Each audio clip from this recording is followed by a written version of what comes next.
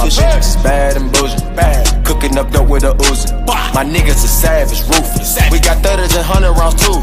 My bitch is bad and bougie, bad. Cooking up dope with a. Hey YouTube. Okay, if you can see, tell by my shirt, this is a church shirt. That being said, today I'll be talking a little bit about pretty much let me just come out with it, you guys. Today I'm going to tell the story of my testimony and kind of how I got where I am now. This video is going to be pretty long, so it will be 2 parts.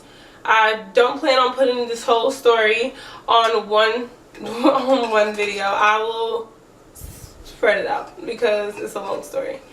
Because anybody who has a testimony knows that your testimony don't just start when you get stop when you get baptized. It has so many different just things in general like that goes within a testimony, and my testimony is pretty rough. So let's get started. What I'm going to start is when we moved to Yukon. I moved to Yukon when I was in 2nd grade, and back when I lived in Yukon was a white town. So there was literally only 8 black families. And my big brother, he was a star football player of Yukon middle school, high school. He was just a star football player. My sister was the star track person. She was just a star of it. And me personally, like, I just really wasn't in sports, really. And so when I was in 2nd grade, it was hard for me to make friends because they were just really bougie and rude to me. So I wound up getting into cheer. And my mom really thought that I wanted to be in cheer because it was something that I was interested in, because I always used to do flips and things of the sort like that. Excuse my face. I literally forgot that I had this paint on. But anyways, well, no, this is good because I'm telling you my battle story. So no, this face is good. But anyways, I wound up getting into cheer, and getting into cheer led to just so much. It was like literally, it just led to so much. And when I say so much, I mean so much. Like, me getting involved into cheer started me an eating problem. I didn't want to eat too much because white people are naturally skinny, black people are naturally thick, a little bit curvier than most. And so that being said, I didn't want to gain weight, and I wanted to stay skinny so that people didn't think of me differently. And so that started an eating problem. From there, it was just like my friends that I hung out with, they were smoking cigarettes, and they were hanging out with high schoolers. And now I'm pushing on to middle school, if you couldn't tell. I'm in middle school now, and I wanted to make the cheer squad. I did not make the cheer squad because I was black. Not because I wasn't good. It's because I was black. And so, yeah, there was black people on the cheer squad, but they were mixed. They weren't fully black. But anyways, I kept on with competition and doing practices as I did.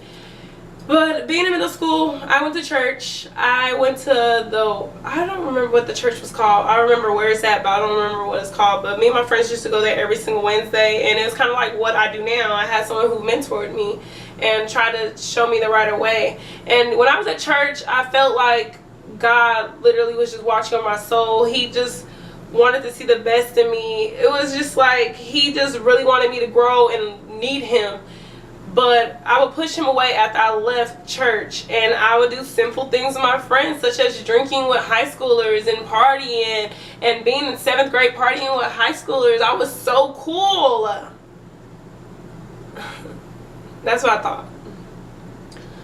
So as time goes by, I used to lie to my friends and tell them I lost my virginity like in 7th grade, because all of them lost their virginity in 7th grade. I didn't lose my virginity in 7th grade. Sorry, I lied. Whoever's watching this, I lied. I didn't lose my virginity in 7th grade. I actually lost my virginity going into high school right after my 8th grade year. I lost my virginity to this guy, and I thought he was totally awesome. And he actually went back and he was in the locker room telling everyone that he took my virginity pretty much. And then my big brother found out. My big brother beat him up and broke his nose and almost got in trouble in school because he was in high school. I was still in middle school, about to go to high school. So in the mix of that, I lost my virginity to someone who was not my boyfriend. My boyfriend found out. He didn't want to be with me. So me losing my virginity right before 8th grade year, it was like really hard because there was just so much going on within my life. And then we wound up moving. So we moved after all the drama happened. My brother stayed in Yukon to raise his kid and finish off his high school year in Yukon High, and I moved to the east side of Oklahoma, which is where I was originally from. We moved from the east side to Yukon my 2nd grade year. So I was originally from the east side of Oklahoma, and we moved back there. But I went to Midwest City High School. When I went to Midwest City High School my freshman year, I met a guy. He was my boyfriend. And me and him just like pretty much we sinned for like a year and a half together. Like we just sinned. I didn't care about Christ. I wasn't thinking about Christ. And then it came to, we broke up my sophomore year. Sophomore year is when I met my 2 best friends, which y'all will hear so many stories. Like I wanted to let you guys know that any story you hear from my story times is from my past when I was a sinner. Now, you might get a couple of stories here and there, but not like you got when I was a sinner. Like, it was lit. It was fun. I thought it was fun. Like, now that I'm thinking about it, like, so much bad things could have happened to me. Like, thank the Lord I'm alive right now. But let me keep going with my story. So, anyways, me and my so-called high school just true love, we broke up. And I was just so heartbroken about it. So I wound up meeting my big brother, which, who knows, he might be on one of my vlogs. You might see him. My not real big brother, but my big brother. He got me in so much trouble, but we had fun. Like, when I look back on my sinful days, like, it was fun, but it was literally God's blessing that I'm alive. And when I met my brother, let me keep going. When I met my brother, he introduced me to my 2 best friends, which I told y'all hear a lot of stories about them. And we were pretty much became party promoters. Becoming a party promoter is the most sinful thing you could ever do. And then when I say that's the most sinful thing, my Switch kids are like texting me. When I say that's the most sinful thing you could ever do, I mean that's the most sinful thing you could ever do. Being a party promoter or being involved in the party industry, all you see is drunk people, people lusting after each other, people on drugs. It's a lot. And me personally, my junior year in high school, I moved out of my mom's house, so I had my own apartment and my own car, so I consider myself grown. So yes, I was a party promoter, but I also worked. So I worked and then I still party promoted. And I still was going out every single night, clubbing, pretty much promoting the party and being a party animal. It was great. It was fun. I'm surprised I'm alive. Back in my day, our party favors to get us started to party, and not even like party in any bad way. I don't ever want no one. It sounds like I'm kind of foreshadowing what I'm talking about right now. When I say party promoting, I mean we literally would sell tickets. We would have to go to the party because so many guys wanted to see us and so many people liked us, and that's how I got all my followers on Twitter, which I don't have a Twitter anymore. We just party promoted. We posted the parties, we promoted the parties, and we went to the parties, and we got into the parties for free. We were underage drinking, and we were having a great time drinking and driving. We were having a great time. Drinking and fighting. We were having a great time. Drinking and having sex with strangers. We were having a great time. But anyways, the way me and my friends used to start off our partying is popping a bar, drinking some alcohol, and we would drive. We would drive to the party, and we would turn up on stage, off of stage. We would keep the party live, make sure everyone's dancing. You know, that type of stuff. Sinful natures. But anyways, from there, I met this guy. I will say he is literally my first love. The first guy I said, that was my high school puppy love. This guy I'm talking about right now, this was my first love. My first love was a cop in Midwest City, and I met him my junior year. Was it my junior? Was it my senior? It was my junior year, because we've been going up and down for 4 years. So that being said, is it 4 now? Or is it 5 now? It might be 5 now. Dang. Been going up and down for 5 years now. But anyways, I met him, and he wasn't going for it. He was not going for it. Like, he was grown. I was 18. He was 26. He was grown. He was not about to deal with me going out and partying and coming back drunk and sloppy and trying to, like, make love to him. He wasn't going for it. So that being said, in order to keep the man that I love so dearly, I had to fall back on partying. Which falling back on partying means falling back on my friends. My friends really didn't understand at the time, but later on one of my friends did. One of my friends stopped partying really, and she just linked, and she was like my little sister. I love you, B. Like, I still talk to her now. I'm her son's godmother. That is my best friend, and we have been through hell and back. One of our other friends, she still does what she does. She party promotes. We're not in that lifestyle. I'm not in that lifestyle no more. So anyways, I slowed down on partying. My senior year, I really started slowing down on partying. I more so was throwing house parties, but even then, like, it was driving my dude, like, mad crazy. Like, he didn't like it. He didn't like the way I would act. He didn't like that I would be angry at him and I would want to hit him, and he just didn't like all the stuff I was doing to him, and I put him through hell and back, and this man stayed by my side for so long. Like, it's crazy to me. That's somewhat of my high school sinning. We move on to college. College, I wasn't going for it then. College, I wanted something new. I wanted different. So the summer right before I became a freshman, I dropped off the face of the earth. And I say I dropped off the face of the earth, I mean my best friend Marcus.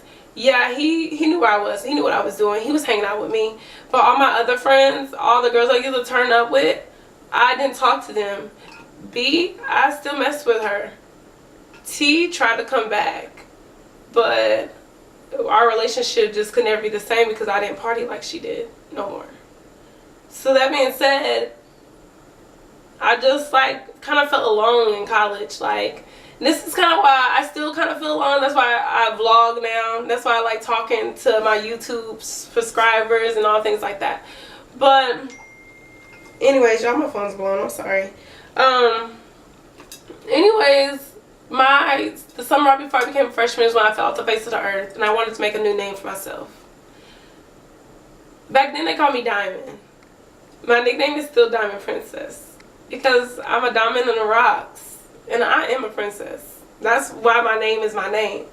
Back then, it's because of Trina. I love Trina. I still love Trina.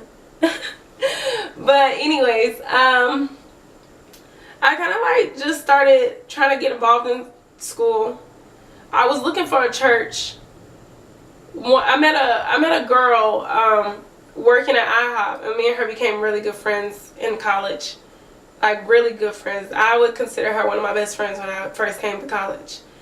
And she invited me to church, is why we became friends. We were friends. We went to Panama City Beach my freshman year. I don't know if I think that was her sophomore year. And when we came back, she didn't know she really believed in God. So she stopped going to church, but I kept going to church. But I didn't want to go to her church no more because I wasn't with her. So I started looking for a church. Looking for a church was hard.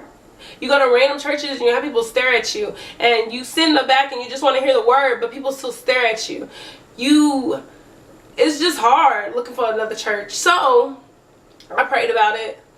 I prayed and I asked God, tearing up. I prayed and I asked God, like, just give me a church. Just give me any church. Like, when was the last time I felt like a church was for me? I started thinking about holidays. Holidays, when I was in high school, I didn't mention this. I used to go to church only on holidays. Only on holidays. No other days. Only on holidays. I was one of those holiday church people. I went to church on holidays, and I used to go to Life Church. So I pretty much was like, let me find a Life Church in Edmond. So I found Life Church in Edmond. I went to the church. I sat in the back. And I just listened to the word. I write down in my journal. I highlighted my Bible. I listened to the word. And I would leave. I did this for 3 months. 3 months. And there was these annoying 2 guys. They were so annoying. They walked up to me and they were so excited about church. They were just like, "Are you involved in church?" I was like, "No, I just want to listen to the word and I want to go home." They was like, "Well, I think you should get involved. I think you should serve." So I was like, "You think I should serve?" "Yeah, I think you should be a switch leader." "I don't know if I should be a switch leader." "I think you should at least serve." "Okay, I can serve." So I started serving. I started being on a host team. I would greet people every morning. I still try to greet people every morning on Sundays. And I would go to the earliest service. And I would greet people right after my service. And I would do that. And I felt I already filled out my volunteer thing because I was already greeting people. And they were like, "Okay, are you ready to come switch?" Me personally, I didn't know if I wanted to go to switch. When you're a switch leader, you gotta live yourself you have to live to a certain standards because you're influencing just younger people. I didn't know if I was ready for that, me personally. So I was like, F it. what more could I ruin? Like, you know what I'm saying? Like, why not? So I did it.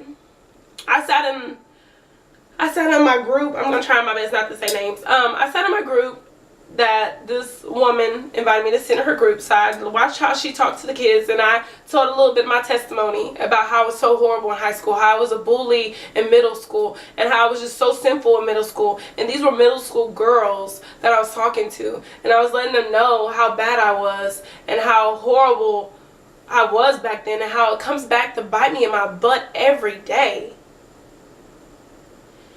And she gave me her group. So then I had my own group. And I have had my group for 2 years now. And I literally thought that being a switch leader, I would just be investing into them, investing into the younger generation. But in all, me trying to influence them influenced me. And it changed me as a person. So I just wanted to let you guys know, like, I'm saved. And yeah, I do have my ups and my downs in my religion. Everyone does. If you are a real Christian, you know. Everyone does. It's trials and tribulations, and I'm surely going through the ups and downs. I want to be a college student. I want to have fun. I want to just enjoy my college and my youth. But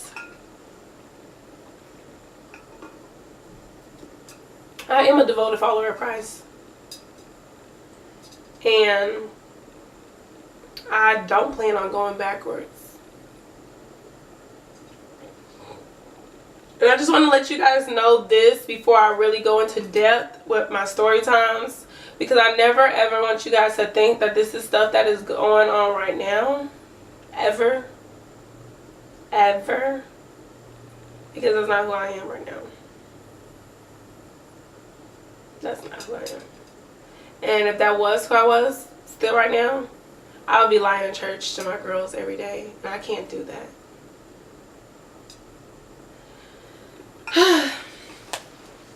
So, this was my testimony, y'all. And, y'all, this was a journey, boy. This was a journey. But I really just want to thank you guys for subscribing to my channel. I want to thank you guys for listening to my testimony. I want to thank you guys for the journey that you guys are about to take with me. I want to thank you guys for watching the later on videos.